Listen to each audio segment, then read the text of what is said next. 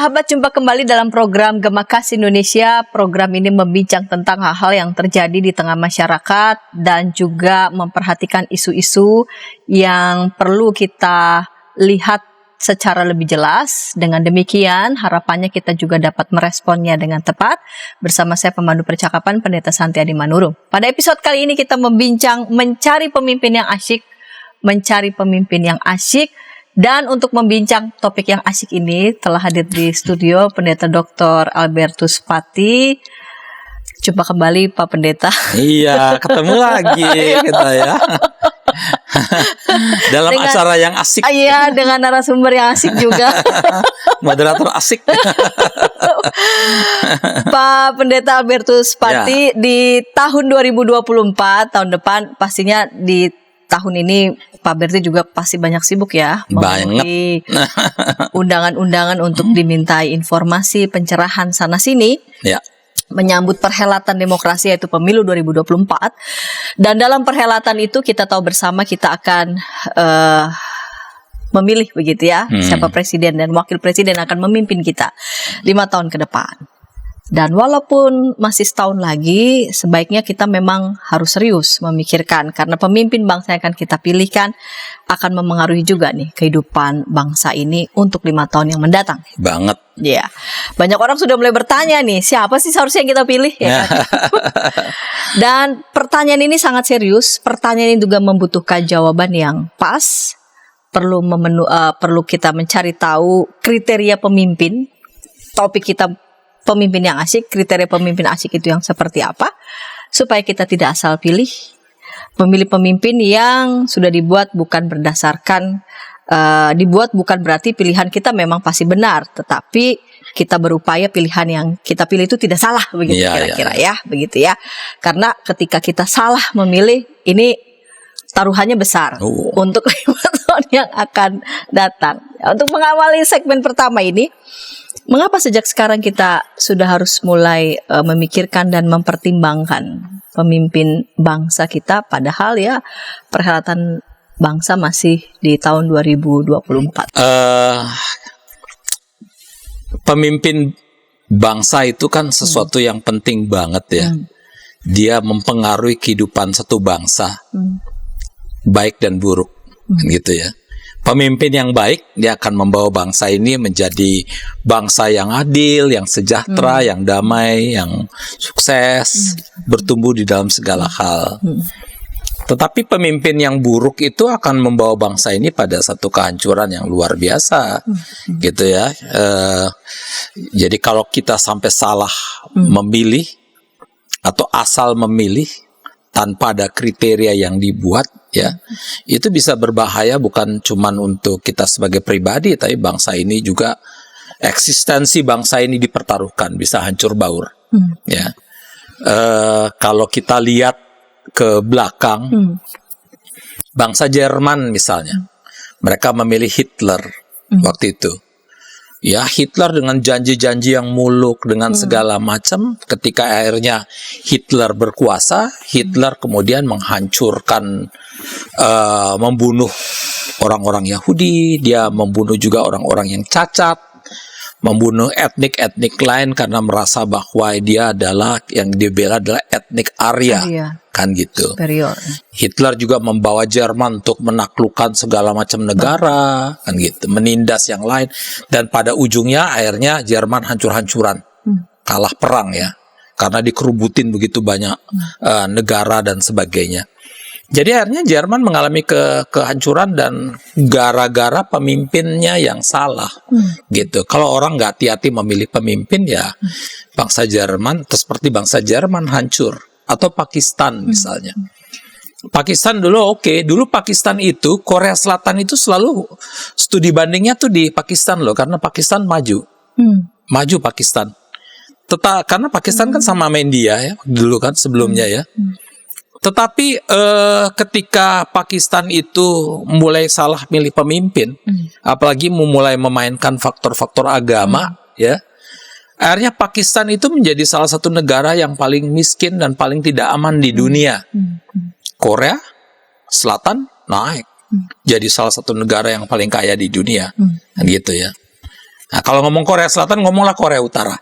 Itu sama etniknya, sama semuanya saudara kok mereka. Ya. Tapi Korea Selatan menjadi salah satu negara yang terkaya di dunia. Korea Utara menjadi satu negara yang paling tidak aman di dunia dan termasuk yang paling miskin di dunia di bawah kepemimpinan Kim Jong Un. Ya, apa yang salah di sini? Kenapa dua Korea yang sebetulnya satu turunan, satu bangsa, yang satu bisa naik ke atas, yang satu bisa turun ke bawah? Kemungkinan salah satunya karena sistemnya berbeda. Itu kata sebuah buku ya, mengatakan ini kemungkinan faktor sistemnya beda. Yang satu demokratis, yang satu otoriter. Dan kebetulan otoriternya itu otoriter yang buruk, kan gitu ya, Kim Jong Un itu. Tetapi terutama adalah kepemimpinan Kim Jong Un yang buruk ini. Jadi pemimpin seperti Kim Jong Un itu membawa Korea pada kehancuran. Sekarang jadi satu negara yang sedang mengalami banyak kelaparan ya. Kelaparan, banyak orang mati di situ. Tidak ada kebebasan sama sekali. Bahkan laki-laki mau cukur rambut pun harus cukur rambutnya dengan model dan gaya Kim Jong Un, kan gitu ya. Bayangin sampai soal tata rambut pun mesti diatur kayak gitu. Narsis betul. Narsis banget ya, banget. Nah jadi memang kalau kita salah memilih pemimpin tuh pada akhirnya itu kita bisa menghancurkan diri kita sendiri. Itulah sebabnya kenapa kita perlu kriteria, kita perlu berpikir rasional. Jangan emosional. Aku pilih pemimpin karena dia seagama denganku. Aku pilih pemimpin karena dia satu etnik denganku. Aku pilih pemimpin karena aku kenal dia. Jangan berpikir kayak begitu. Ini yang dipertaruhkan ini adalah bangsa ini loh, eksistensi bangsa ini. Jadi kalau seandainya kita salah pilih pemimpin, kita semua hancur, nggak ada yang akan selamat, semuanya akan hancur. Menang yang kalah juga sama-sama jadi abu, kan gitu ya. Siapa yang yang bermain-main dengan soal memilih pemimpin itu, toh pada akhirnya dia akan menyesal di kemudian hari ya. Jadi oleh karena itu, kalau kita udah belajar dari pemimpin-pemimpin negara lain yang salah memilih pemimpin, ya kita jangan sampai lakukan kesalahan yang sama lah, kan gitu ya. Sehingga oleh karena itu dari sekarang kita mulai mungkin perlu berdiskusi banyak dengan orang. Kita perlu melihat track record dari pemimpin, lihat prestasi-prestasinya, lihat visinya gimana dan sebagainya. Kalau lihat visinya gimana sikapnya dia dan sebagainya, attitude dia dengan segala macam. Nah kalau kita udah mempertimbangkan itu semua, baik track recordnya maupun visinya dia, maupun dia punya rekam-rekam jejak yang lainnya itu, maka silakanlah memilih, kan gitu. Tapi jangan memilih hanya karena sekali lagi satu agama, satu etnik, yang kayak gitu jangan bermain-main dengan bahayalah, begitu kira-kira. Ya. Pak Berti, sebelum kita bicara tentang memilih pemimpin bangsa kita ya untuk 5 tahun ke depan. Ya. Mungkin kita juga bisa belajar dari pemimpin kita di masa yang lalu. Apa yang bisa kita pelajari nih dari para pemimpin kita di masa lalu? Oke. Kalau kita belajar dari pemimpin kita masa lalu, kalau masa lalu itu saya anggap era kemerdekaan lah, kan gitu ya. Kita langsung ke era kemerdekaan aja, karena masa lalu banyak sekali ya. Kita pilih aja salah satu era kemerdekaan. Misalnya kita belajar dari para pemimpin ini ya. Ada 2 hal paling sedikit ya yang kita bisa pelajari dari mereka. Yang pertama adalah mereka itu bisa berpikir yang melampaui kepentingan diri mereka sendiri. Saya ambil contoh Soekarno. Soekarno begitu dia lulus dari ITB, dapat insinyur, dia seorang yang pintar, cerdas, dan dialah yang ikut menata membuat hotel Preanger di Bandung, kan gitu ya. Pada masa itu luar biasa. Kalau dia waktu itu lulus dari ITB, dia mau berkarir sebagai seorang insinyur, dia udah jadi insinyur hebat, dia udah jadi oke lah, kaya lah. Apalagi insinyur waktu itu masih dihitung dengan jari ya, kan gitu. Sehingga dia bisa jadi insinyur hebat, laku banget. Tapi waktu itu setelah lulus dari ITB, dia nggak memikirkan kepentingan karir dia berjuang untuk melawan kolonialisme dan imperialisme yang sedang menjajah bangsanya. Gara-gara perjuangannya dia ingin mengusir pemerintah Belanda. Pemerintah Belanda marah sekali ke dia, tidak bisa menerima dia. Mereka masukkan dia ke dalam penjara di penjara Banche di Bandung. Masuk di situ nggak ada jendelanya, nggak ada apa-apa, cuman ada sedikit lubang untuk ngintip aja. Benar-benar menderita sekali. Tetapi apakah dia kapok? Di dalam penjara dia tetap berjuang untuk kemerdekaan Indonesia. Dia nggak kapok. Dia tetap berjuang, dia tetap menyuarakan, saya hadir di sini adalah untuk berjuang untuk melawan imperialisme dan kolonialisme. Dia menulis tentang Indonesia menggugat satu pembelaan terhadap bangsa Indonesia melawan penjajah Belanda. Akhirnya dia menjalani itu semua hukuman di penjara Banche. Begitu keluar, dia kapokah? Tidak. Dia tetap berjuang melawan kolonialisme dan imperialisme. Dia dibuang lagi oleh pemerintah Belanda yang nggak suka karena dia pinter banget. Dia bisa melawan, beradu argumentasi dengan pemerintah Belanda waktu itu. Akhirnya dia ditangkap, dia dibuang lagi ke ND, dia dibuang ke Prapat, dibuang ke Brastagi, segala macam dia dibuang ke segala macam tempat ya. Tapi dia nggak kapok-kapok juga, kan gitu. Jadi arti apa yang terjadi? Ini artinya dia mampu memikirkan kepentingan yang lebih daripada sekedar mementingkan kepentingan dirinya sendiri, kan gitu. Dia bersedia untuk mendapatkan konsekuensi apapun demi perjuangan bagi kemerdekaan bangsanya ini.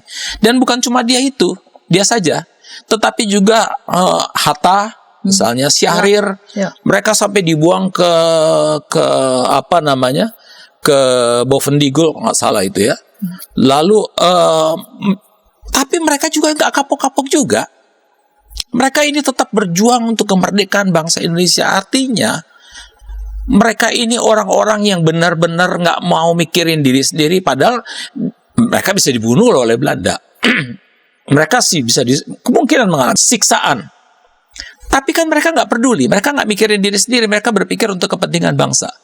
Jadi bagi saya para pemimpin bangsa Indonesia pada masa sekarang, belajarlah dari para pemimpin-pemimpin di masa era kemerdekaan itu loh, yang mau ketika mencapai menjadi pemimpin, mereka mau menjadi pemimpin yang tidak memikirkan kepentingan dirinya sendiri, tapi memikirkan kepentingan yang lebih luas bangsanya. Dan yang kedua adalah mereka ini juga tidak memikirkan kepentingan kelompoknya. Dulu mereka sempat berjuang, ada yang berjuang untuk suku Jawa, suku Ambon, Manado, Batak, ada yang berjuang untuk Islam, ada yang berjuang untuk Kristen. Tapi pada satu titik tahun 1920 itu mereka bilang begini, kalau kita berjuang untuk memperjuangkan etnik kita, agama kita, dan sebagainya, kita nggak akan pernah berhasil merdeka. Karena Belanda ini akan menciptakan politik divide et impera yang memecah belah kita. Sekarang kita berjuang untuk Indonesia. Sekarang kita singkirkan juga, cuman berjuang memikirkan cuma untuk agama kita, berjuang untuk etnik kita, dan sebagainya. Kita sekarang berjuang untuk Indonesia. Sejak saat itu tahun 1920 itu muncul pertama kali kata Indonesia. Di Belanda itu munculnya. Jadi orang-orang ini tidak lagi berpikir dalam konteks, kalau tadi tidak berpikir dalam konteks pribadi, sekarang tidak lagi berpikir dalam konteks primordialisme, agama atau etnik. Mereka memikirkan kepentingan bangsa ini lebih luas. Berarti horizonnya harus betul, wawasannya. Jadi oleh karena itu dua hal ini harus menjadi pelajaran yang sangat luar biasa. Dan kalau ketambah satu hal lagi kita bisa tambahkan, mereka ini miskin semuanya, nggak ada yang kaya. Kadang-kadang para pemimpin ini saling sangu-sanguan ya untuk kontrakin rumah, mobil pertama, bahkan mobil pertama presiden, bahkan pemberian orang, kan gitu. Karena mereka sendiri nggak kaya. Kenapa? Mereka berpikir untuk kepentingan semua, gitu ya. Jadi untuk para pemimpin sekarang ini, belajarlah dari sejarah, jangan lupakan sejarah, gitu kira-kira begitu. Baik Pak Berti, kita lanjutkan segmen kedua, namun sebelumnya kita dengarkan pesan-pesan berikut ini.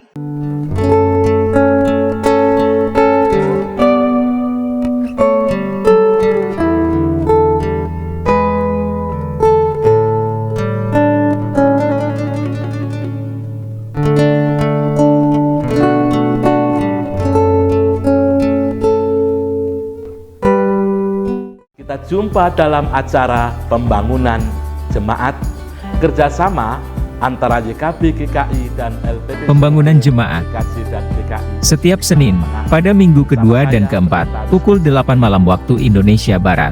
Mengapa pembangunan Dapat Anda nikmati di channel YKB GKI TV. Dari kungkungan malam gelap. Nyanyikanlah nyanyian baru. Setiap hari Rabu, pukul 12 waktu Indonesia Barat. Dapat Anda nikmati di channel lagu rohani YKB GKI TV. Tanganku dipegang. Injil dalam Melodi. Setiap hari Kamis, pukul 12 waktu Indonesia Barat. Dapat Anda nikmati di channel Bedah Lagu YKB GKI TV.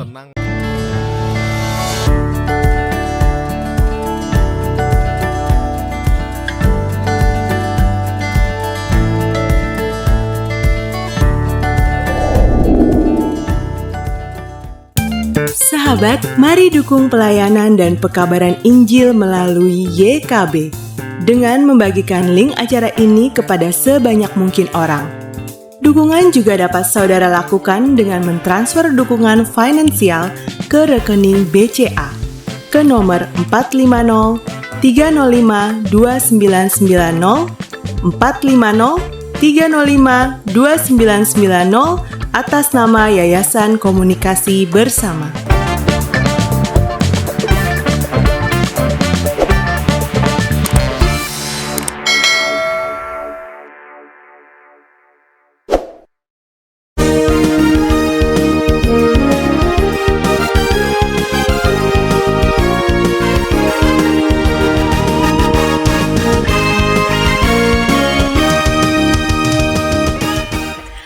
Sahabat, senang masih bersama dengan kami dalam program Gema Kasih Indonesia. Pada episode kali ini kita membincang tentang mencari pemimpin yang asyik dan kita sudah tiba di segmen yang kedua.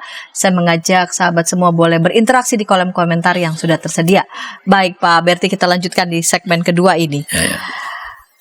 Kita mau lihat ini berbagai tipe lah, katakan begitu ya, tentang pemimpin.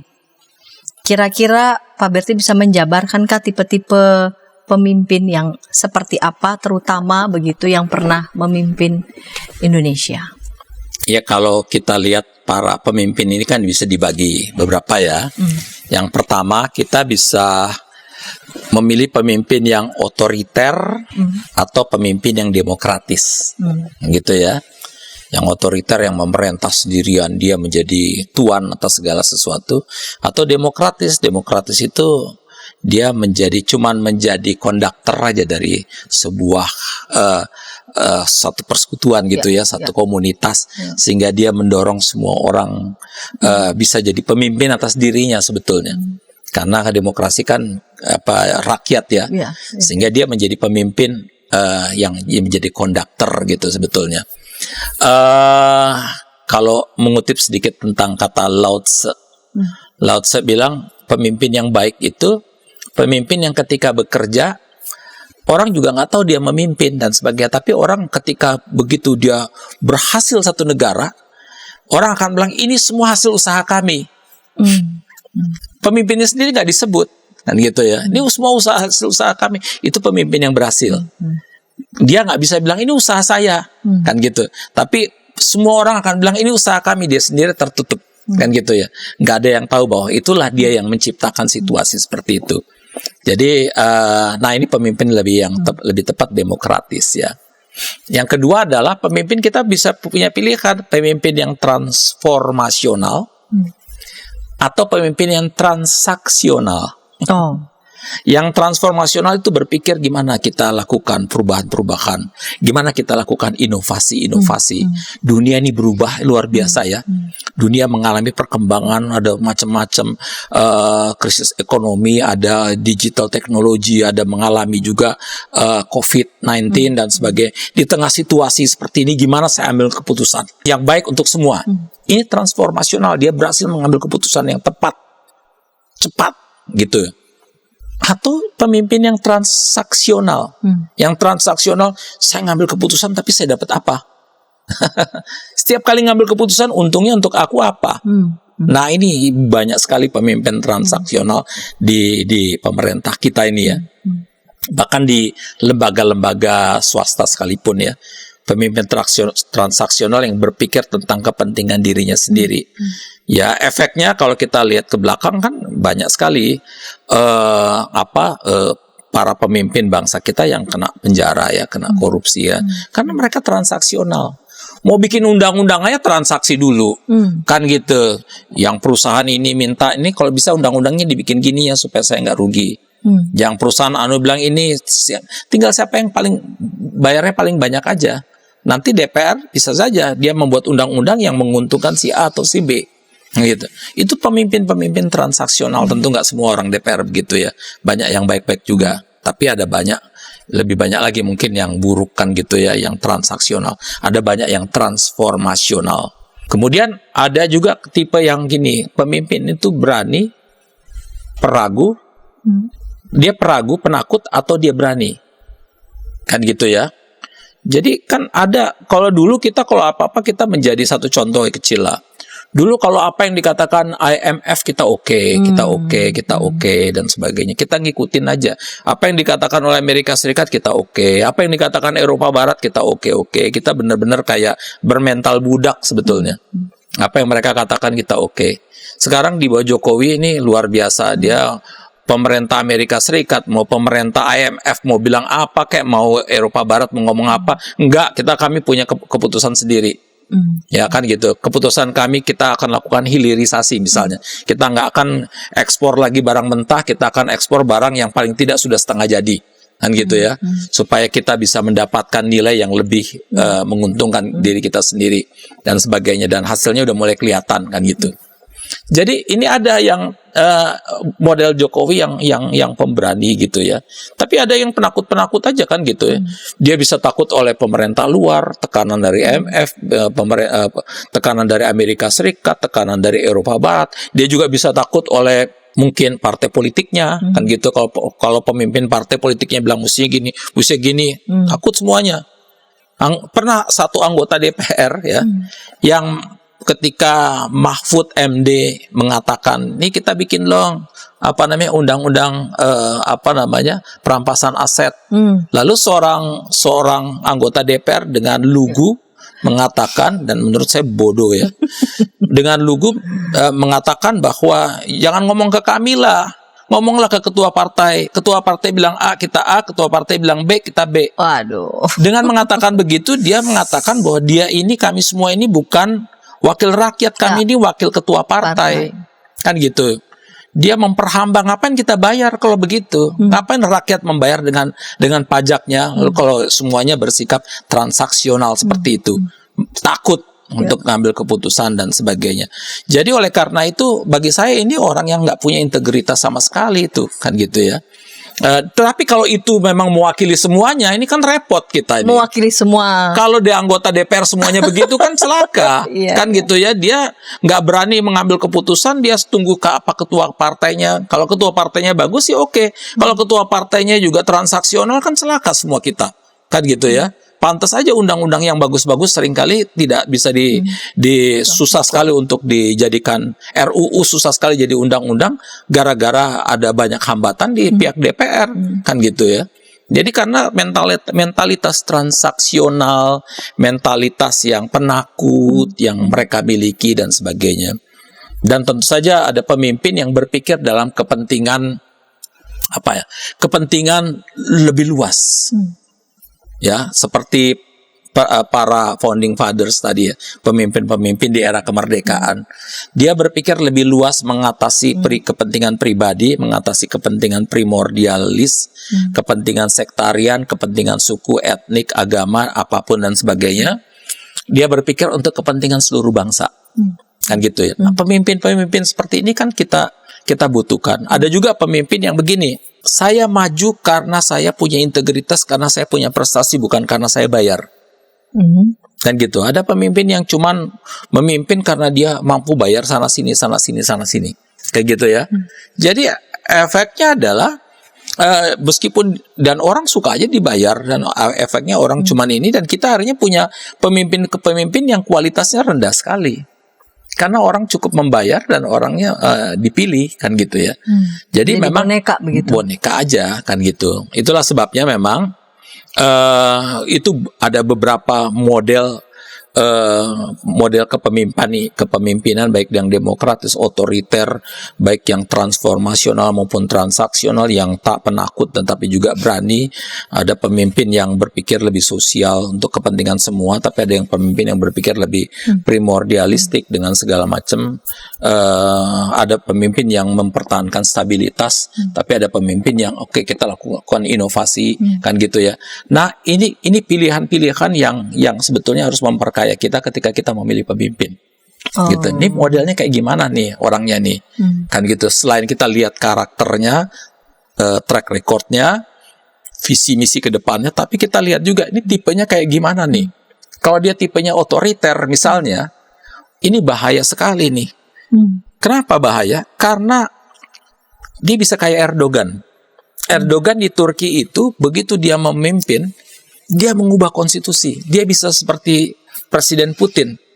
Dia mengubah konstitusi sehingga Putin itu akan jadi presiden terus seumur hidup. Kan gitu ya. Jadi jangan berpikir tidak dikawal oleh parlemen. Parlemennya kalau dibayar, yuk kalau saya bayar kalian supaya kalian setuju dengan undang-undang ini. Kalau kalian nggak mau saya bayar, mati nanti kalian 2-3 hari lagi. Pecat. Iya kan gitu. Bukan cuma pecat dari kehidupannya. Kan gitu ya. Jadi daripada mati, lebih baik aku terima keuntungan kan gitu. Kan gitu, tinggal hura-hura aja kepada Putin. Tapi gini, pemimpin-pemimpin kita pun bisa begitu. Jadi jangan berpikir nanti kan kalau seandainya kita kasih kesempatan dia paling 5 tahun, kalau dia syukur bagus ya oke. Kalau dia jelek sih ya sudah, kemungkinan kita ganti aja. Nanti setelah 5 tahun belum tentu ketika dia jadi pemimpin dia ubah konstitusi gimana? Misalnya dia ubah konstitusi dia menjadi pemimpin seumur hidup. Bisa terjadi. Itu Erdogan lakukan itu. Itu juga Putin lakukan itu. Banyak pemimpin lakukan seperti itu. Kan gitu ya. Jadi jangan bermain-main dengan bahaya kayak gitu ya. Ini kita harus lihat, belajar benar ini tipe pemimpinnya ini kayak apa. Mungkinkah dia bisa mematuhi konstitusi, atau seorang pemimpin yang betul-betul taat pada konstitusi dan patuh, atau pemimpin yang wah ini bahaya nih, konstitusi pun bisa dilanggarnya nih. Wah ini kalau dosa kayak gitu Indonesia hancur. Berarti wawasan masyarakat harus sangat harus betul-betul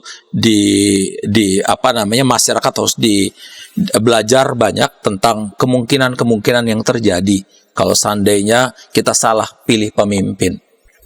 Pemimpin pun juga jangan berpikir konstitusi lebih kuat, hukum lebih kuat. Karena kalau pemimpin otoriter, itu yang kuat adalah pemimpinnya, orangnya, bukan pada hukumnya, bukan pada konstitusinya. Dan itu bisa diubah oleh siapapun yang punya ambisi. Hati-hati dari itu untuk memilih pemimpin. Kalau bercermin dari pemimpin-pemimpin sebelumnya yang tadi Pak Berti sampaikan kan, boleh dikatakan tuh kita udah coba Iya. semua begitu ya. Betul. Di era reformasi ini kira-kira kepotretnya nanti tipe yang seperti apa yang pas begitu menghadapi tantangan ke depan dengan beberapa tipe yang tadi Pak Berti sudah sampaikan, itu rasanya kita sudah icip semua. Iya, kita semua udah punya masing-masing punya tipe. Ada yang tipe penakut, peragu, kan gitu ya. Ada yang tipe penakut. Ada buku namanya The Loneliner, itu bicara tentang salah satu presiden kita yang peragu, kan gitu ya. Kemudian ada pemimpin yang demokratis sekali, ada pemimpin yang transformatif, inovatif, ada pemimpin yang berani. Kita punya beraneka ragam pemimpin sebetulnya, dan kita belajar banyak sebenarnya dari mereka semua. Masing-masing punya kelebihan, masing-masing punya kelemahan ya. Dan kita yang sekarang kita butuhkan adalah pemimpin yang memang betul-betul bisa. Pertama adalah pemimpin yang berpikir untuk kepentingan semua. Kalau kita berkaca dari pemimpin era kemerdekaan, berpikir untuk kepentingan semua, bukan kepentingan diri saya, bukan kepentingan kelompok saya. Jadi kalau ada pemimpin yang tidak berpikir untuk kepentingan semua atau pernah melakukan politik yang kelihatannya sedikit sektarian atau primordialis, gak usah dipilih lah. Yang kayak gitu-gitulah ya. Bahaya. Dia kemungkinan bisa akan lakukan lagi ketika dia di atas sana. Yang kedua adalah kita harus memilih pemimpin yang memang transformasional. Bangsa ini akan menghadapi begitu banyak tantangan, pergumulan, persoalan. Kita nggak bisa satu pemimpin yang transaksional, yang hanya berpikir dalam konteks kepentingan diri sendiri dengan segala macam. Tapi ya gua nggak untung juga nggak apa-apa kalau yang transformasional. Transaksional berpikir untuk untungnya, apa cuannya untuk aku. Transformasional aku nggak untung nggak pusing. Yang penting bangsa ini akan bergerak maju terus, kan gitu ya. Itu kita butuh pemimpin yang transformasional. Ketiga adalah kita membutuhkan pemimpin yang berani. Jokowi suka bilang berani kan gitu ya. Jangan sampai pemimpin yang takut pada bangsa lain, takut pada tekanan IMF, takut pada tekanan Eropa, Amerika, takut juga bahkan terhadap oligarki yang menguasai ini, takut pada pemimpin partai, repot nanti. Yang ada adalah boneka di situ. Bukan pemimpin yang punya integritas ya. Jadi memang kita harus punya pemimpin yang berani, yang pemimpin yang betul-betul berpikir untuk rakyat kan gitu ya, yang betul-betul untuk kepentingan rakyat lebih utama. Nah gitu, bukan kepentinganku, bukan kepentingan kelompokku, bukan kepentingan partaiku, bukan kepentingan etnikku, bukan kepentingan agamaku dan sebagainya, tapi kepentingan semua. Kan gitu ya. Tentu saja pemimpin yang demokratis terakhir ya. Yang bukan otoriter, dia betul-betul patuh pada undang-undang. Dia patuh pada konstitusi, kan gitu ya. Dia kalau memang harus selesai waktunya selesai, dia nggak akan ngubah apa-apa, kan gitu ya. Nah yang kita takutkan tadi sekali lagi, pemimpin otoriter dia bisa ngubah konstitusi. Kalau tipenya begitu. Oh iya, seperti Putin, seperti Erdogan dan sebagainya. Jadi kita harus hati-hati dengan tipe-tipe pemimpin yang seperti yang punya kecenderungan seperti itu. Ya. Baik, Pak Berti, kita lanjutkan segmen yang ketiga. Namun sebelumnya kita dengarkan pesan-pesan berikut ini.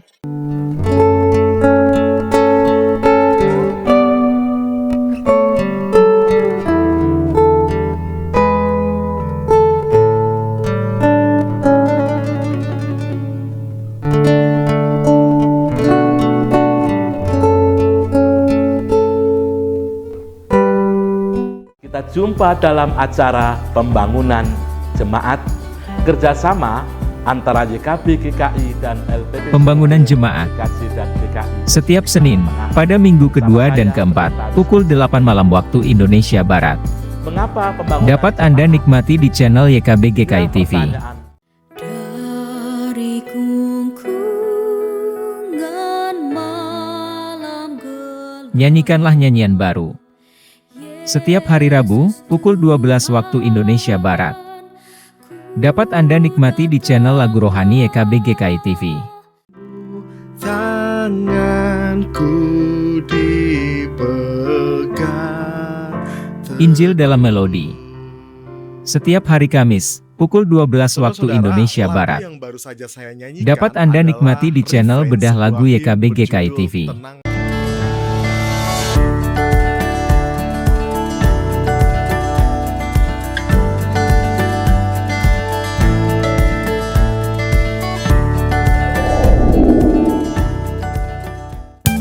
Sahabat, mari dukung pelayanan dan pekabaran Injil melalui YKB dengan membagikan link acara ini kepada sebanyak mungkin orang. Dukungan juga dapat saudara lakukan dengan mentransfer dukungan finansial ke rekening BCA ke nomor 450 305 2990 450 305 2990 atas nama Yayasan Komunikasi Bersama.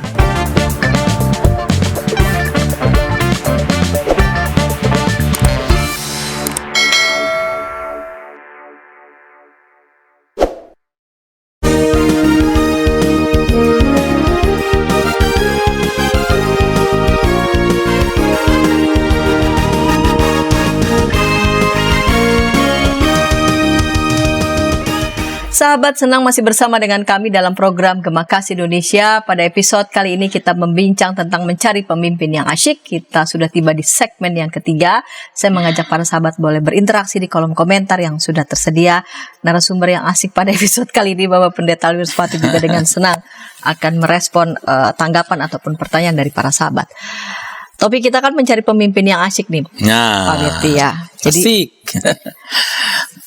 dimulai dari pemimpin yang tidak asik itu kira-kira yang seperti apa? Oh gitu ya. Justru ditanya yang gak asik dulu Balik, ya. Pemimpin yang gak asik itu adalah, bagi saya adalah pemimpin yang omong doang, ya omdo ya, nggak bisa kerja, kan gitu ya. Yang ngomong penuh dengan rencana-rencana, penuh dengan visi, tapi implementasinya nggak ada sama sekali. Atau kalau implementasinya ada, salah lagi implementasinya. Jadi kita harus memilih pemimpin, dan lihat track recordnya dia, pemimpin-pemimpin yang cuman omong melulu. Kita nggak cari pengkhotbah loh, kan gitu ya. Kita nggak cari penceramah, ya. Juga tidak mencari penceramah agama juga, kan gitu. Bukan mencari pendeta atau ustadz atau apa. Yang kita cari pemimpin bangsa, kan gitu. You nggak bisa ngomong tapi you bisa kerja, kan gitu. Kita nggak usah cari yang banyak omong lah, kan gitu ya. Ngomong sana sini, janji sana sini dan sebagainya, nggak pernah terwujud. Kalau terwujud malah salah, kan gitu ya. Nah, yang kayak gitu tuh kita bisa nilai sendiri lah siapa ya, kan gitu, yang kayak gitu, yang nggak bisa kerja. Kita lihat track record masing-masing. Yang kedua adalah mereka yang pemimpin yang nggak asik adalah pemimpin yang doyan memperkaya diri, gitu ya. Doyan banget memperkaya diri sana sini. Sekali lagi yang transaksional tadi. Begitu ada apa-apa, gimana saya dapat apa, saya dapat apa. Sehingga memang begitu dia memimpin itu, yang terjadi adalah bukannya masyarakat dan rakyat semakin kaya, tetapi dia yang semakin kaya. Kan ada banyak mereka yang pemimpin yang begitu masuk kekayaannya cuma 1 miliar, begitu dia baru setahun 2 tahun tiba-tiba udah langsung bengkak 100 miliar. Dari mana? Orang lalu bilang, oh ini dari warisan, dari hadiah. Kok iya? Kalau you nggak punya jabatan, orang nggak akan kasih hadiah. You kan dikasih hadiah karena jabatan. Kalau di luar negeri yang dikasih hadiah pada saat orang menjabat itu langsung penjara, karena you pasti punya kepentingan yang kasih hadiah itu, kan gitu ya. Kalau saya orang bukan apa-apa ya, orang yang ngapain saya mau kasih saya hadiah, kan gitu ya. Tapi begitu saya punya jabatan, ini Pak kasih ini dan sebagainya, orang ingin kasih karena ada punya kepentingan di situ. Jadi itu yang nggak asik, yang kayak gitu, yang berpikir memperkaya diri. Yang nggak asik juga pemimpin adalah pemimpin yang nggak bisa mimpin. Kan pemimpin kan harus bisa memimpin, dia harus jadi teladan di depan. Kadang-kadang dia harus di tengah, menjadi orang yang merakyat. Kadang-kadang di belakang yang memotivasi, kan gitu ya. Kalau ngikutin Ki Hajar Dewantoro, kan gitu ya. Jadi pemimpin itu mesti bisa mimpin. Kalau nggak bisa mimpin jangan. Dan dia memimpin terutama dengan keteladanannya. Ini kan nggak selalu dia mimpin dengan itu, tapi dia bisa memimpin, memanaging, apalagi sebuah bangsa yang besar 270 juta orang dengan beraneka ragam agama dan etnik, status sosial, dengan beraneka ragam kebiasaan, sifat dan sebagainya dan sebagainya. Dia harus bisa memimpin bangsa ini dengan baik. Dia bisa memanage, mengatur para birokrat supaya mereka punya visi yang bagus, dia punya motivasi yang bagus, punya etos kerja yang bagus dan sebagainya. Dia bisa menciptakan sistem yang oke supaya semuanya bisa bekerja di dalam sistem yang oke, yang mengarah bangsa ini ke depan, kan gitu ya. Kalau dia sendiri sebagai pemimpin nggak punya kemampuan memimpin, ya ngapain kita pilih, kan gitu ya. Sekali lagi, jangan emosional hanya karena dia memimpin karena dia satu agama, satu gereja, satu teman sekolah, teman kampus, kan gitu ya. Itu tidak asyik lah. Aduh, kalau kayak begitu kita main-main dengan nasib bangsa ini loh, gitu ya. Jadi itu kira-kira yang pemimpin harus bisa punya kemampuan memimpin dulu. Kalau nggak bisa memimpin jangan dipilih lah ya, nggak asik namanya, Nggak kan asik gitu ya. Oke. Begitu kira-kira ya. Ya. Tadi Pak Bertus sudah menjelaskan yang tidak asyik nih. Lalu yang asyik itu sendiri yang seperti apa? Nah, pemimpin yang asik ini tentu saja pemimpin yang punya integritas ya. Pemimpin yang punya integritas, yang mampu berpikir untuk kepentingan bangsa. Integritas itu artinya dia satu, apa yang dia omongi itulah yang dikerjakan.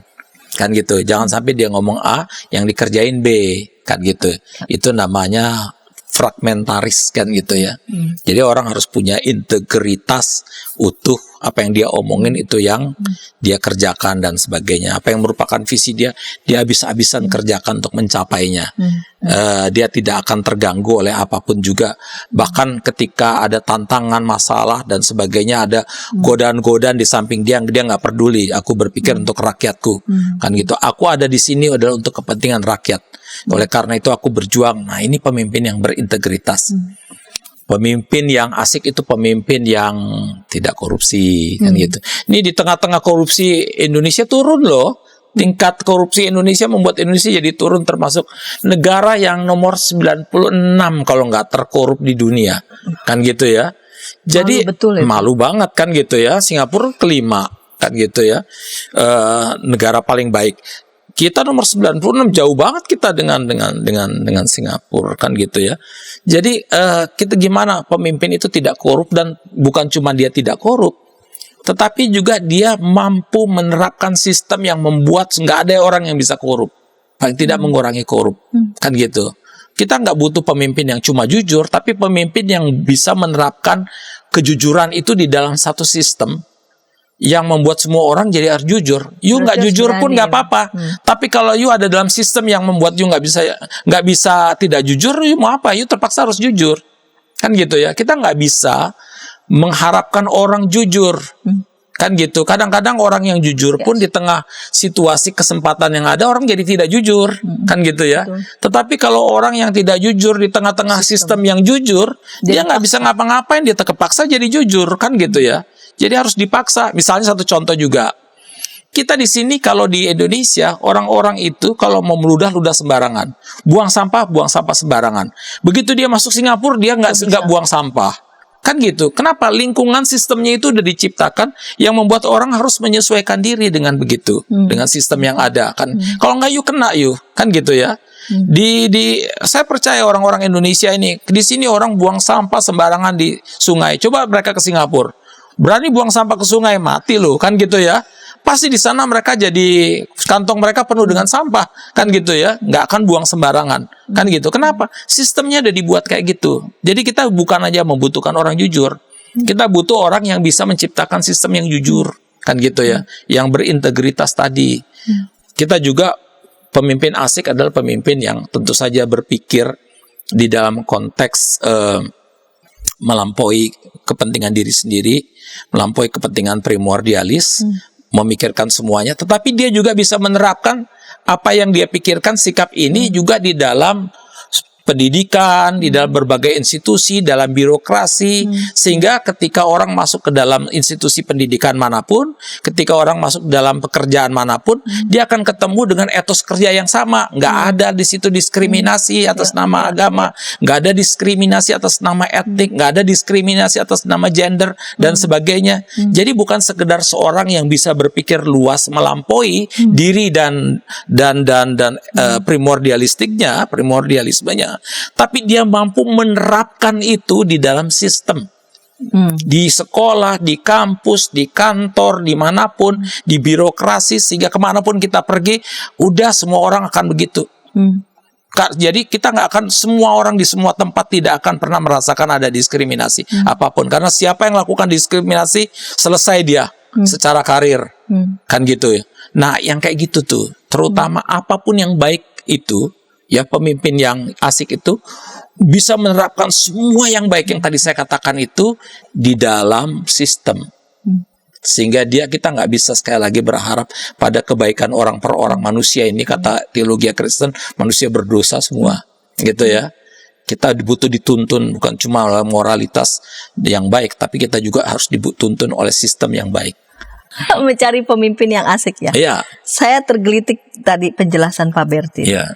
Orang yang tidak jujur dalam sebuah sistem yang jujur, maka dia dipaksa untuk jujur. Betul.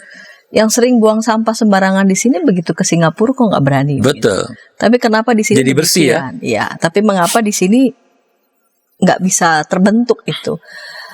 Atau jangan-jangan memang kita kepinginnya? Ya. Memang kepinginnya adalah kita nggak asik begitu. Bagaimana? Karena kalau kita, saya berpikir begini, kalau masyarakat kitanya sudah ready begitu, sudah siap gitu, maka kita akan dengan penuh upaya bukan cuma mencari, melainkan membentuk. Ya. Artinya kita tidak perlu sulit-sulit lagi mencari karena kita sudah membentuknya. Tapi kenapa kita mencari-cari? Mungkin apakah masyarakat kita juga ya nggak asik gitu? Ya pertama masyarakat kita memang betul banget, masyarakat kita memang belum asik lah kan gitu ya. Masih banyak masyarakat yang belum asik, ada banyak yang sudah sadar ya. Tapi kadang-kadang saya jengkel banget kalau lagi jalan bak mobil, di mobil yang bagus-bagus buang sampah sembarangan di jalanan itu ya. Ini kok aduh mobilnya bagus kok sikapnya itu kok kayak apa ya, benar-benar geblek ya gitu ya. Kok bisa buang sampah di jalanan begitu kan, gitu bisa buang sampah. Kantong saya selalu penuh sampah karena kalau nggak ada tempat sampah saya nggak buang sembarangan kan gitu ya. Saya nggak di Indonesia pun saya lakukan itu, nggak harus ke Singapura atau ke Amerika dengan segala macam. Tapi kemungkinan itu terjadi karena sistemnya kita nggak jalan. Dia punya hukumnya ada tapi tidak ditegakkan, atau diberi sanksi sekian bulan hanya terpampang begitu, kita cukup membaca atau juga tidak ada. Kalau ada orang buang sampah sembarangan juga orang dicuekin misalnya. Tidak ada pelaksanaannya, eksekusinya tidak jalan. Satu contoh kecil saja, orang kalau verboden jalan, orang nggak boleh masuk ya. Seringkali orang masuk dan ada polisi di situ nggak ditangkap. Kan gitu, lampu merah sekarang. Orang belum lampu merah berapa banyak motor tuh di jalan duluan. Bahkan kadang-kadang motor udah di atas zebra cross. Ada polisi di situ nggak ditegur, nggak diapa-apain. Sistem kita nggak jalan soalnya. Hukum kita nggak jalan, nggak ditegakkan. Coba hukum kita ditegakkan, nggak berani orang. Udah dibikin zebra cross, orangnya berang sembarangan aja, nggak di zebra cross kok. Kan gitu, sehingga tingkat kematian orang gara-gara lalu lintas itu kan tinggi sekali, jutaan orang yang mati gara-gara kecelakaan lalu lintas. Tapi nggak ada, tetap aja jalan begitu. Kenapa? Hukumnya nggak jalan di kita. Cuma ditulis saja yang buang sampah di sungai nanti akan kena denda melanggar pasal sekian. Ada orang buang sampah, ada polisi di situ ditangkap? Nggak ada. Nggak pernah saya dengar orang ditangkap gara-gara buang sampah di sungai. Gitu kan? Jadi hukum kita yang nggak jalan, kan gitu. Kita itu yang mesti dibenerin, kan gitu. Kita harus tegas terhadap hukum kita. Memang kadang-kadang orang mesti agak terganggu sedikit, tapi nggak apa-apa sampai dia terbentuk, dia punya etos sikap hidupnya dan sebagainya. Nggak ada kayak gituan pun, nggak ditulis-tulis kayak gituan di sungai-sungai di Amerika, di Singapura nggak ada tulis yang buang sampah sini akan kena fine, tapi nggak ada yang buang. Kenapa? Udah jadi etusnya, kan gitu ya. Habitusnya sudah. Betul. Jadi memang oleh karena itu kita perlu itu penegakan hukum di dalam soal begitu, tapi juga perlu semacam pendidik di dalam dunia pendidikan kita diingatkan terus-menerus, jangan buang sampah di gereja juga, agama-agama bisa bilang jangan buang sampah sembarangan dong, jangan membuang sampah di sungai misalnya, satu contoh. Patuhilah peraturan lalu lintas dengan segala macam. Kan kayak gitu-gitu kita bisa ingatkan terus-menerus. Dan kalau ada tulisan jangan lewat dari jalan lewat 80 km per jam, belajarlah patuh dan sebagainya, kan gitu ya. Jadi supaya memang orang juga punya kesadaran moral, tapi juga ada memang tuntunan dari hukum yang bisa ditegakkan, dan itu yang membuat bangsa ini akan jadi lebih baik gitu loh. Baik Pak Berti, kita sudah tiba di penghujung segmen ketiga dan juga episode kita pada kali ini. Adakah semacam kesimpulan yang bisa Pak Berti sampaikan menjadi panduan nih buat para sahabat untuk menutup episode kita. Iya, saudara-saudara, pemimpin itu sesuatu yang penting banget bagi bangsa kita ya. Dia akan membawa kita pada kehancuran atau membawa kita kepada keberhasilan, kesuksesan, membawa kita kepada satu bangsa yang maju dan berkembang dan bertumbuh, yang sejahtera. Oleh karena itu, dari sekarang kita harus mulai menggumuli siapa yang mesti kita pilih. Pilihlah pemimpin yang sungguh-sungguh bisa mampu berpikir, bertindak, beraksi untuk kepentingan dan kebaikan kita semua. Sahabat, jika ada masukan ataupun saran yang berkaitan dengan program ini maupun juga topik yang tadi kita perbincangkan, boleh menyampaikannya di nomor 081281889191, 081281889191. Kita jumpa di pekan yang akan datang dengan topik menarik lainnya. Sampai jumpa.